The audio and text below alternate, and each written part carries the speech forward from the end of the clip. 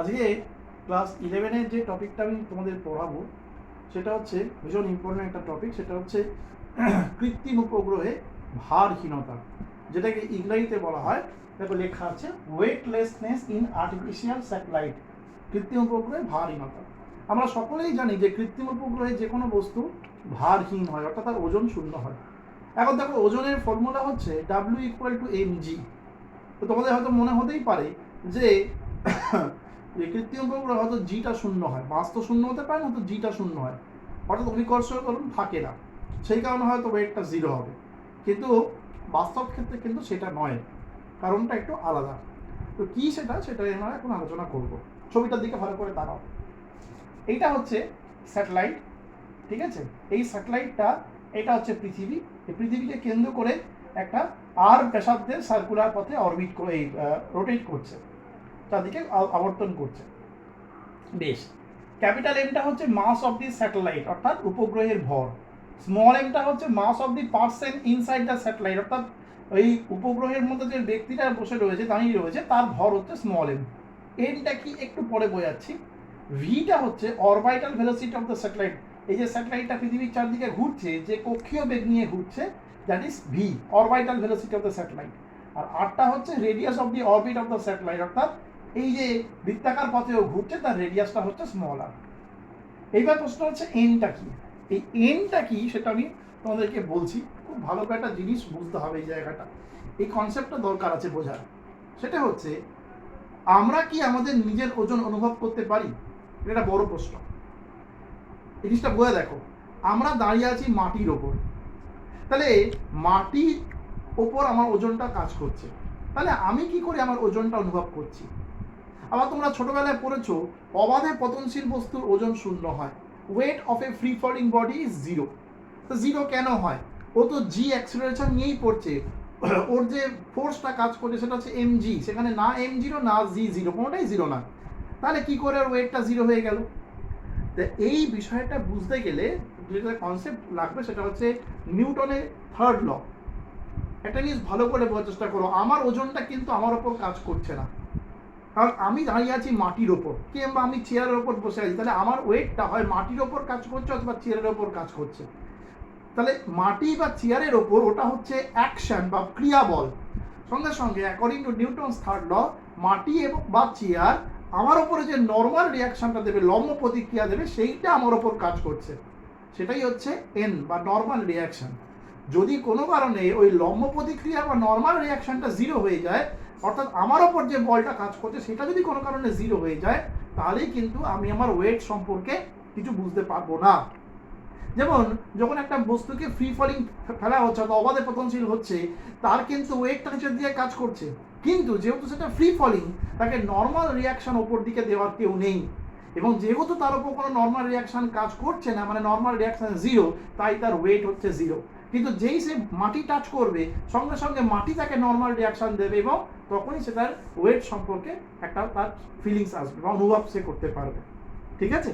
তো এইখানে ব্যাপারটা কি হচ্ছে, এখানে দেখো যে লোকটা দাঁড়িয়ে আছে স্যাটেলাইটের ফ্লোরে, তার ওয়েটটা কিন্তু স্যাটেলাইটের ফ্লোরের ওপর কাজ করছে, সঙ্গে সঙ্গে স্যাটেলাইটের ফ্লোরটাও কিন্তু তোমার লোকটার উপর একটা উপরের দিকে রিয়াকশন দিচ্ছে, সেটা হচ্ছে এন, নর্মাল রিয়াকশন। দেখো সেটাই লেখা আছে, normal reaction acting on the person by the floor of the satellite. মানে হচ্ছে যে উপগ্রহের মেঝে দ্বারা লোকটির উপর ক্রিয়াশীল লম্ব প্রতিক্রিয়া হলো। তাহলে এবার এই লোকটার ক্ষেত্রে দুটো ফোর্স কাজ করছে, একটা নিচের দিকে এমজি, একটা উপরের দিকে এন। যেহেতু দুটো ফোর্স হচ্ছে অপোজিট, তাহলে রেজাল্টেন্টটা মাইনাস করেই বেরোবে, এবং ডিফারেন্টলি এমজিটাই বড়, নাহলে লোকটা কোনো যদি এনটা বড় হতো লোকটা উপর দিকে ভেসে থাকতো, সেটা হয় না। তাহলে for the person we can write, for the person we can right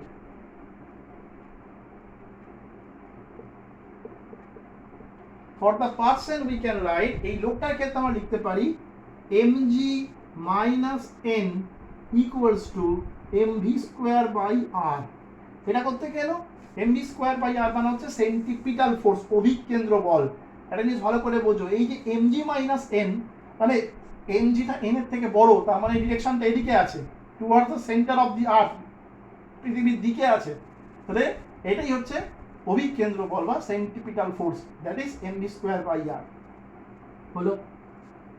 এবার ফর দ্য স্যাটেলাইট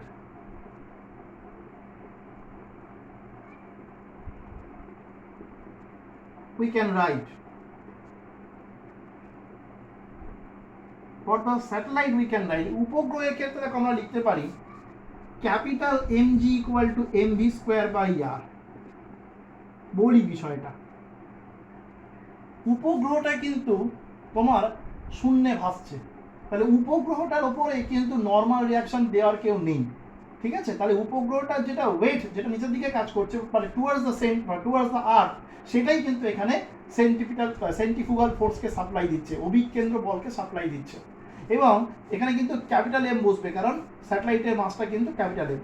তাহলে এখান থেকে আমি এম যদি কেটে দিই, তাহলে আমি দেখো লিখতে পারি যে v²/r, এটা মানে হচ্ছে স্মল জি। এবার দেখো এই v²/r তুমি কিন্তু এখানে পেয়েছো ইকুয়েশন 1-এ, তাহলে therefore from 1 and 2 we get 1 আর 2 থেকে পাই mg minus n equals to mg। কি করলাম, এই v²/r এর জায়গায় gটা বসিয়ে দিলাম, তাহলে দেখো mg কেটে যাবে, তাহলে n equal to 0। nটা কি, nটা বলেছিলাম যে লিফটের ফ্লোরটা, লিফট বলছি এই স্যাটেলাইটের ফ্লোরটা, লোকটার উপরে যে নর্মাল রিয়াকশন দিচ্ছে সেটা হচ্ছে n। তাহলে লোকটার উপরে তো ফোর্সটা দিচ্ছে সেটা 0, তাহলে লোকটা কোনো রকম ফোর্স ফিল করছে না, তাহলে সেই কারণেই তার ওয়েটটা 0 হয়ে যাবে। দেখে নাও, এটা ভীষণ ইম্পর্টেন্ট, দেখে নাও।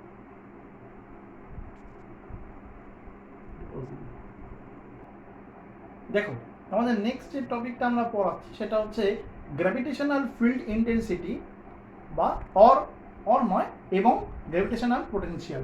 গ্র্যাভিটেশনাল ফিল্ড ইন্টেন্সিটি এটা অ্যান্ড হবে, তাই হোক গ্র্যাভিটেশনাল পোটেনশিয়াল বাংলায় হচ্ছে মহাকর্ষীয় ক্ষেত্র প্রাবল্য এবং মহাকর্ষীয় বিভব। তো প্রথমে দেখো মহাকর্ষীয় ক্ষেত্র জিনিসটা কি জানতে হবে। What is gravitational field? Gravitational field মানে হচ্ছে, ধরো তুমি একটা বস্তুকে এম ভরের একটা বস্তুকে কল্পনা করেছো, এবার এই এম ভরের বস্তুর আশেপাশে তুমি যেখানে অন্য একটা বস্তু নিয়ে যাবে, স্মল এম বা এম ড্যাশ, যে কোনো ভরের একটা যদি বস্তু নিয়ে যাও, সেটা এখানে বলো, এখানে বলো, এখানে বলো, এখানে বলো, এখানে বলো, এখানে বলো, এখানে বলো, যে কোনো জায়গাতে যদি তুমি আর একটা বস্তুকে নিয়ে যাও, তাহলে কি হবে, এই বস্তুটার সাথে যেখানে তুমি আর একটা বস্তুকে নিয়ে গেলে ওদের মধ্যে একটা অ্যাট্রাকটিভ ফোর্স অর্থাৎ আকর্ষণ বল কাজ করবে।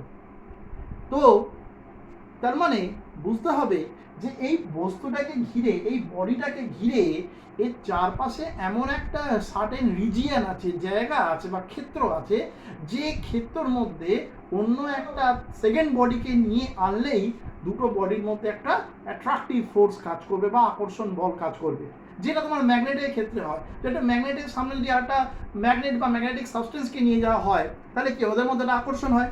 তা কেন হয়? আমরা বলি যে ওই ম্যাগনেটটা চারদিকে একটা ম্যাগনেটিক ফিল্ড আছে, সেই ম্যাগনেটিক ফিল্ডের আওতায় অন্য কোনো ম্যাগনেট বা ম্যাগনেটিক সাবস্টেন্স এলেই ওদের মধ্যে আকর্ষণ শুরু হয়ে যায়। ঠিক সে একই ধরনের এই ব্যাপারটাও তাই, যে এই এম বডিটাকে ঘিরে এর চারিদিকে একটা সার্টেন রিজিয়ন আছে, নির্দিষ্ট অঞ্চল আছে বা ক্ষেত্র আছে, যেখানে অন্য কোনো বডিকে নিয়ে গেলেই কি হবে, ওদের মধ্যে একটা আকর্ষণ বল কাজ করবে।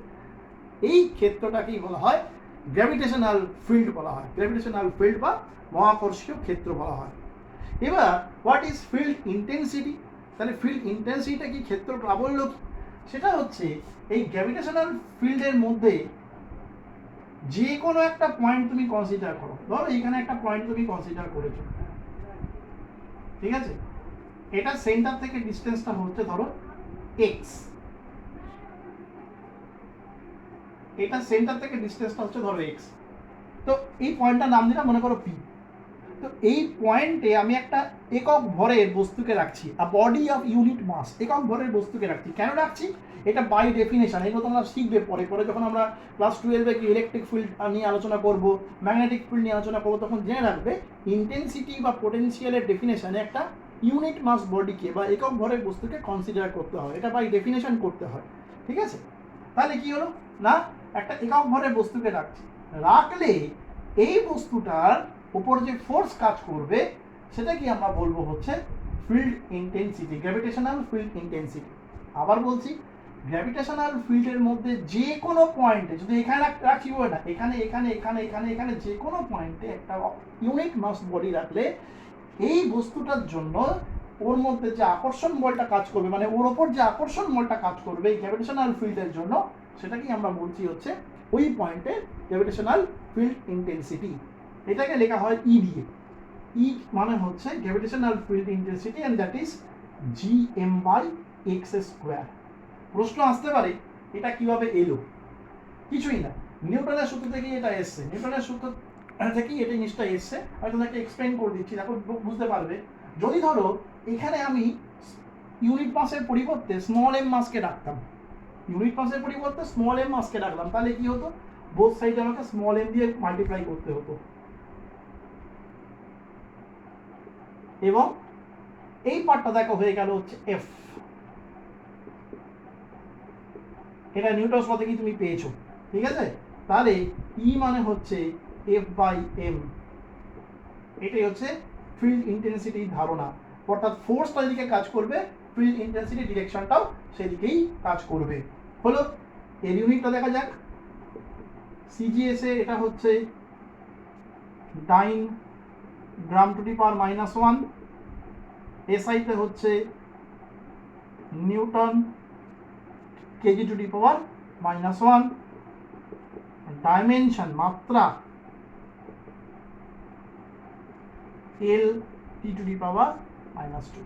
দেখে নাও, এটা হচ্ছে ফিল্ড ইন্টেন্সিটি, পোটেনশিয়াল কিন্তু নয়।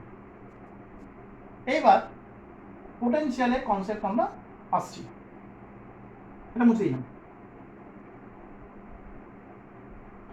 এবারে পোটেনশিয়ালের কনসেপ্ট আমরা আসছি। পোটেনশিয়াল মানেই হচ্ছে পোটেনশিয়াল এনার্জি, সেখান থেকেই সংক্ষেপে পোটেনশিয়াল কথাটা বলা হয়, বিভব বলি। পোটেনশিয়াল এনার্জি মানে হচ্ছে কৃতকার্য। তা কে করবে কৃতকার্য? না, একটা ইউনিট মাস বডিকে আনতে হবে। কোথা থেকে আনতে হবে? না, ইনফাইনাইট ডিস্টেন্স থেকে, অসীম দূরত্ব থেকে আনতে হবে। কে আনবে? না, একজন এক্সটার্নাল এজেন্ট। এক্সটার্নাল এজেন্ট মানে হচ্ছে যে এই সিস্টেমের মধ্যে নেই, এই সিস্টেমের বাইরে থেকে কাজটা করবে। তাহলে কি করবে? না, সে কি করবে? একটা ইউনিট মাস বডিকে, একটা একক ভরের কোনো বস্তুকে তোমার ইনফাইনাইট ডিস্টেন্স থেকে নিয়ে আসবে হচ্ছে এই ফিল্ডের কোনো একটা পয়েন্টে, যে কোনো পয়েন্টে ওই ইউনিট মাস বডিটাকে ইনফাইনাইট ডিস্টেন্স থেকে নিয়ে এসে রেখে দিল। তাহলে এই যে রেখে দিল from infinite distance to a certain distance, এই রাখতে যাওয়ার জন্য ওকে একটা কাজ করতে হলো, এবং কি করতে হলো? বস্তুটার অবস্থানেরও পরিবর্তন হলো।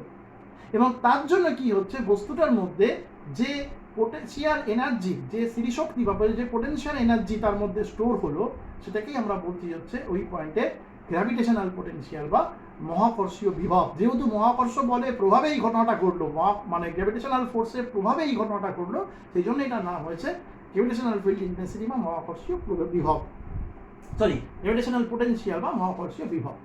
তাহলে এখন প্রশ্ন হচ্ছে ইনফাইনাইট ডিস্টেন্স মানে কত? আমি জানি না। আমি কি করলাম? এখানে কাছাকাছি দুটো পয়েন্ট কনসিডার করলাম। এটা ছিল পি, আর ঠিক এরপরে আর একটা পয়েন্ট কনসিডার করলাম, সেটা হচ্ছে কিউ। এটার ডিস্টেন্স হচ্ছে এক্স থেকে ডিএক্স। এবারে ফোর্স ফিল্ড ধরো কাজ করছে বাইরের দিকে। এবারে কি করতে হবে? এই যে পয়েন্টটা রয়েছে, এই পয়েন্টে একটা ইউনিট মাস বডি আছে, কিউ বিন্দুতে একটা একক ভরের বস্তু আছে, তাকে নিয়ে আসতে হবে হচ্ছে কিউ থেকে পিতে। কিন্তু ও একা একা আসতে পারবে না, ওকে নিয়ে আসতে হবে, কারণ ওটা ফোর্সের বিরুদ্ধে আসছে। তাহলে এই যে ফোর্সের বিরুদ্ধে নিয়ে আসতে গেলে যে কৃতকার্যটা, সেটাই হচ্ছে এই পয়েন্টের গ্র্যাভিটেশনাল পোটেনশিয়াল, অর্থাৎ মহাকর্ষীয় বিভব। যেহেতু এটা গ্র্যাভিটেশনের ফোর্সের এগেনস্টে হচ্ছে, সেজন্য গ্র্যাভিটেশনাল পোটেনশিয়াল কনসেপ্টটা এসছে। লিখছি দেখো, work done by an external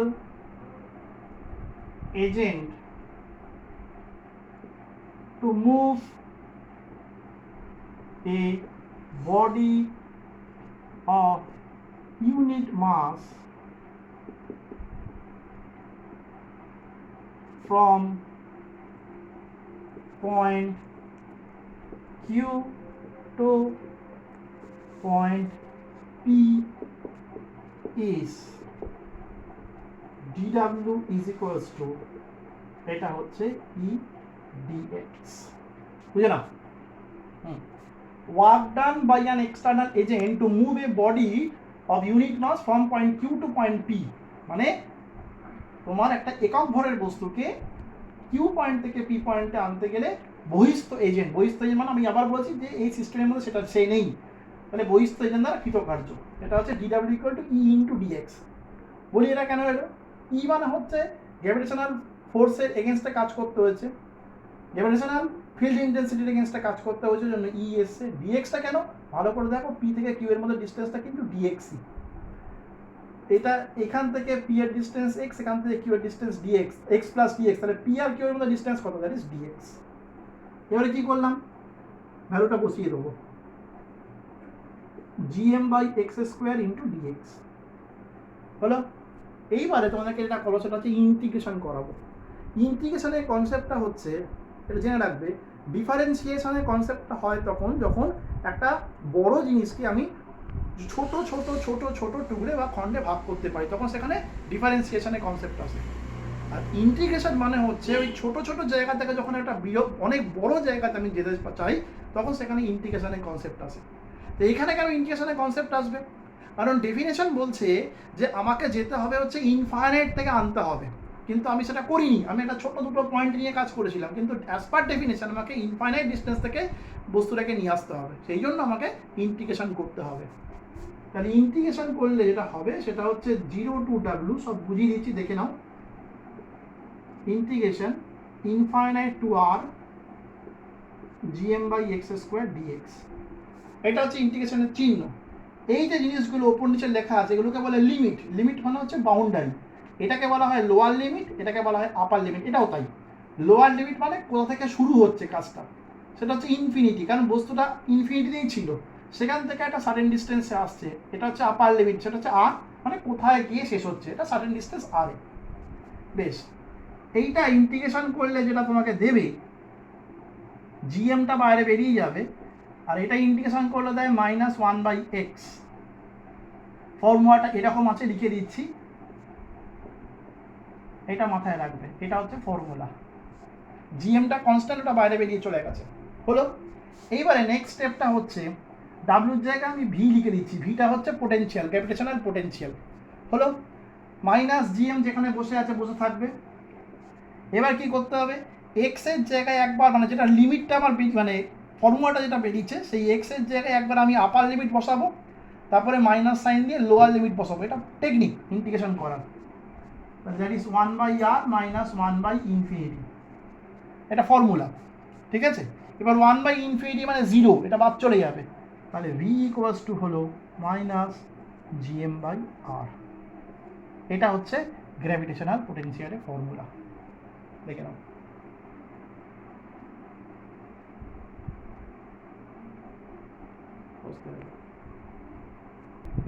এই চ্যাপ্টারে যেটা একদম শেষ অংশটা পড়াবো সেটা হচ্ছে মুক্তিবেগ বা এসকেপ ভেলোসিটি এটা সম্পর্কে তোমরা আগেই জেনেছো তবু সংক্ষেপে একটু বলি এখানে খুব ইম্পর্টেন্ট একটা জায়গা পরীক্ষাতেও আসে সেটা হচ্ছে যে কোনো বস্তুকে পৃথিবী বা কোনো গ্রহ বা নক্ষত্র বা উপগ্রহের সারফেস থেকে মিনিমাম যে ভেলোসিটি দিয়ে যদি ওপরে ছুড়ে দিই তাহলে সেটা যদি ওই গ্রহ বা স্যাটেলাইট বা স্টারের যে গ্র্যাভিটেশনাল ফিল্ড তাকে ওভারকাম করে হ্যাঁ স্পেসে মহাশূন্যে চিরকালের জন্য চলে যায় সেই ভেলোসিটিকে আমরা বলি হচ্ছে তোমার escape velocity of that planet বা escape velocity of that satellite বা escape velocity of the star যা খুশি বলি তো এখানে এই জিনিসটা কী সেটা একটু বলি ভালো করে দেখো তো এটা হচ্ছে আর্থের মাসটা কনসিডার করেছি এম আর সারফেস একজন দাঁড়িয়েছে সেটা হচ্ছে স্মল এম তার মাস আর আর্থের রেডিয়াস হচ্ছে ক্যাপিটাল আর এবার ধরো যদি একে ওপর দিকে ছুটতে হয় এটা ব্যক্তি না করে এটা কোনো স্যাটেলাইট আনলেও হতো তাই হোক এটা বোঝার জন্য আমি বলছি তো যদি একে ওপর দিকে তুলতে হয় ডিএক্স উচ্চতা অবধি তুললাম কিন্তু এই তো এমনি এমনি উঠবে না একে ধরো একটা স্যাটেলাইটকে যখন উপর দিকে লঞ্চ করা হয় মহাকাশে লঞ্চ করা হয় স্পেসে তো সে কি এমনি এমনি উঠে যায় নিশ্চয়ই না তাকে ওঠাতে হয়, অর্থাৎ এক্সটার্নাল এজেন্ট তাকে ওঠানোর জন্য কাজ করে। কিন্তু আমরা আবার ওই ছোট জায়গা থেকে বড় জায়গায় যাবো, অর্থাৎ প্রথমে একটা ছোট ডিস্টেন্স কনসিডার করব, সেখান থেকে একটা বড় জায়গাতে যাব। তাই দেখো লেখা হয়েছে যে work done by an external agent to move an object by a distance dx from the surface of the আর্থ।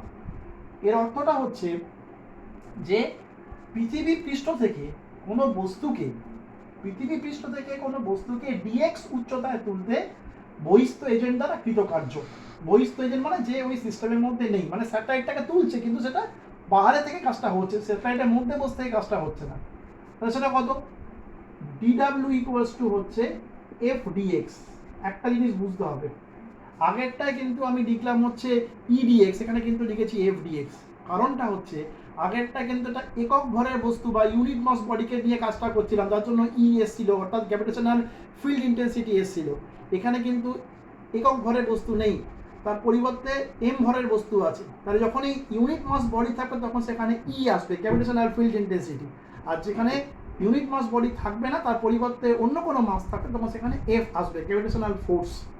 ঠিক আছে, এটা মাথায় রাখতে হবে। তাহলে ডিডাব্লিউ ইকুয়াল টু হচ্ছে gmm by x square d x. এটা তোমরা জানো, নিউটনস ল থেকেই পেয়েছি। এবারে আবার কি করব? ইন্টিগ্রেশন করব। লিখতে এটা হয় যেটা মিস করেছি আগেরটাতে, integrating both side we get. কেন ইন্টিগ্রেশন করব? ওই যে আমরা ছোট থেকে যাব হচ্ছে অসীমের দিকে, ঠিক আছে, ওই জন্য ইন্টিগ্রেশনটা করব। 0 to W dw is equals to gmmটা কনস্ট্যান্ট বাইরে বের করে নাও, dx বাই এক্স স্কোয়ার। দেখো কোথায় ছিল, কোথায় যাচ্ছে? পৃথিবীর পৃষ্ঠে ছিল, তাহলে পৃথিবীর সেন্টার থেকে ডিস্টেন্স হচ্ছে r, যাবে কোথায় জানি না, মহাশূন্যে বিলীন হয়ে যাবে, তাহলে এটা হচ্ছে ইনফাইনাইট। হলো, এটা বসবে w, যথারীতি এটা minus gmm by r, gmm বসবে, এটা হচ্ছে 1 বাই এক্স ইনফিনিটি আর। তাহলে w ইকুয়ালস টু, সে আগে ফর্মুলায় বসাবো, আপার লিমিট মাইনাস লোয়ার লিমিট, অর্থাৎ 1 বাই ইনফিনিটি মাইনাস 1 বাই আর। এটা করলে দেখো তোমার আসবে gmm বাই আর। এখানে 1 বাই ইনফিনিটি 0। একটা কথা বলতে আমি ভুলে গেছি, সেটা হচ্ছে এখানে কিন্তু এটা ওয়ার্ক ডানটা প্লাস এসছে, কারণ এটা হচ্ছে বলের বিরুদ্ধে কার্য, এই জন্য প্লাস এসছে ওয়ার্ক ডানটা। এইবার দেখো এই যে ওয়ার্ক ডানটা হচ্ছে, এই ওয়ার্ক ডানটা আউটপুট কি? একটা স্যাটেলাইটকে মানে রকেটকে পৃথিবী পৃষ্ঠ থেকে লঞ্চ করে দেওয়া হলো উপর দিকে। তাহলে লঞ্চ করলাম মানে তার উপর যে কৃতকার্যটা হলো সেটা হচ্ছে এই পার্টটা, সেটা ক্যালকুলেশন করে দেখতে পেলাম। কিন্তু রকেটটাকে লঞ্চ করার ফলে কি হলো? সেটা হচ্ছে রকেটটা প্রচণ্ড গতিশক্তি নিয়ে ওপর দিকে ছুটে চললো। অর্থাৎ ইনপুটে আমি যে ওয়ার্ক ডানটা করেছি, আউটপুটে সেটা হচ্ছে রকেটের কাইনেটিক এনার্জি, গতিশক্তি। সেটাকেই দেখো এখানে লেখা হবে, ডাব্লুর জায়গায় লিখবো half small m v square. Small m কেন? কারণ যাকে ছোড়া হচ্ছে তার মাসটা হচ্ছে স্মল এম, আর ভিটা হচ্ছে escape velocity, equal to gmm by R. একটা mm কেটে যাবে, ভি ইকুয়াল টু আসবে root over of 2gm by R. এবারে দেখো ভি এটা হয়ে যাবে রুট ওভার অফ gm মানে হচ্ছে জি আর স্কোয়ার, তোমরা জানো, কেটে গেল। তাহলে V equal two root 2gr। এটাই হচ্ছে এসকেপ ভেলোসিটি ফর্মুলা, ভীষণ ইম্পর্টেন্ট। আর একটা কথা বলি, এসকেপ ভেলোসিটি কিন্তু কাকে প্রজেক্ট করছি, অর্থাৎ কাকে ছুড়বো তার মাসের ওপর ডিপেন্ড করে না। হালকা হোক ভারী হোক সবার ক্ষেত্রেই ভেলোসিটিটা হচ্ছে কনস্ট্যান্ট। দুটো ফ্যাক্টরের উপর ডিপেন্ড করে, একটা হচ্ছে ওই গ্রহ বা উপগ্রহের জি, অর্থাৎ অ্যাক্সিলারেশন ডিউ টু গ্র্যাভিটি, অভিকর্ষ ত্বরণের উপর, আর একটা হচ্ছে রেডিয়াস অফ দ্যাট প্ল্যানেট। এই দুটো যদি কোনো কারণে চেঞ্জ হয়ে যায় তাহলে কিন্তু এই ভ্যালুটাও চেঞ্জ হয়ে যাবে, এটা মাথায় রাখতে হবে। ঠিক আছে, পৃথিবী পৃষ্ঠের ভ্যালু হচ্ছে প্রায় 11.2 কিলোমিটার পার সেকেন্ড। অর্থাৎ এই বেগে যদি কাউকে ছোড়া হয় তাহলে সে কখনো পৃথিবী পৃষ্ঠে ফিরে আসতে পারবে না, চিরকালের জন্য এটা বেরিয়ে চলে যাবে। ছোট্ট একটা কথা বলে আমি শেষ করবো, এটা বইতে দেখে নেবে, আমি জাস্ট মুখে বলে দিচ্ছি। পৃথিবীর আবহমণ্ডলে হাইড্রোজেন হিলিয়ামের মতো গ্যাস পাওয়া যায় না, চাঁদে বায়ুমণ্ডল নেই। এই কারণ হিসেবে কিন্তু হচ্ছে মুক্তিবেগ বা এসকেপ ভেলোসিটি। সেটা হচ্ছে যে পৃথিবী যখন তৈরি হয়েছিল তখন পৃথিবী প্রচণ্ড উত্তপ্ত ছিল, তোমরা জিনিস পড়বে যে যে কোনো গ্যাসের ক্ষেত্রে একটা ভেলোসিটি হয়, সেটা হচ্ছে আরএমএস ভেলোসিটি বলে একটা ভেলোসিটি হয়। এটা সাইডে জাস্ট দেখিয়ে দিচ্ছি, সিআরএমএস বা ভিআরএমএস এর ফর্মুলা হচ্ছে √3RT/m। এটা হচ্ছে ভিআরএমএস এর ফর্মুলা, ঠিক আছে? তো যখন পৃথিবী উত্তপ্ত ছিল তখন পৃথিবীর টেম্পারেচার ছিল খুব হাই, আর হাইড্রোজেন হিলিয়াম এটা হচ্ছে, হাইড্রোজেন হচ্ছে লাইটেস্ট গ্যাস, তারপরেই হচ্ছে হিলিয়াম, তাদের মাসটাও অনেক কম। ফলে পৃথিবীর তৈরির সময় এদের ভেলোসিটি, আরএমএস ভেলোসিটি হাইড্রোজেন হিলিয়ামের ছিল অনেক বেশি। কতটা বেশি জানো? দেখা গেছে সেটা ছিল হচ্ছে ভিআরএমএস গ্রেটার দ্যান ভিএসকে, অর্থাৎ পৃথিবীর মুক্তিবেগ অপেক্ষা মুক্তিবেগের যা মান 11.2 কিলোমিটার/সেকেন্ড তার থেকেও ছিল বেশি। যার জন্য ওই হাইড্রোজেন হিলিয়াম এই সমস্ত গ্যাস পৃথিবীর যে মাধ্যাকর্ষীয় আকর্ষণ সেটাকে কাটিয়ে মহাশূন্যে বিলীন হয়ে গেছে। আর চাঁদের ক্ষেত্রেও এই একই ঘটনা ঘটবে। চাঁদ যেহেতু অনেক ছোট, সেজন্য চাঁদের ক্ষেত্রে মুক্তিবেগের মানটা অনেক অনেক কম, পৃথিবীর থেকে অনেক অনেক কম। তার ফলে শুধু হাইড্রোজেন হিলিয়াম নয়, আরও যে বিভিন্ন যে গ্যাস রয়েছে, নাইট্রোজেন বলো অক্সিজেন বলো, এদের ক্ষেত্রে প্রত্যেকেরই আরএমএস ভেলোসিটিটা কিন্তু মুক্তিবেগের থেকে বেশি ছিল। যার জন্য এরা চিরকালের জন্যই চাঁদের মাধ্যাকর্ষীয় আকর্ষণকে কাটিয়ে মহাশূন্যে বিলীন হয়ে গেছে। সেই জন্যই চাঁদের বায়ুমণ্ডল ওঠেই। ঠিক আছে, এখানেই তোমাদের এই চ্যাপ্টারটা শেষ হলো। ক্যালকুলেশনটা ভালো করে দেখে নাও আর ভালো করে প্র্যাকটিস করবে।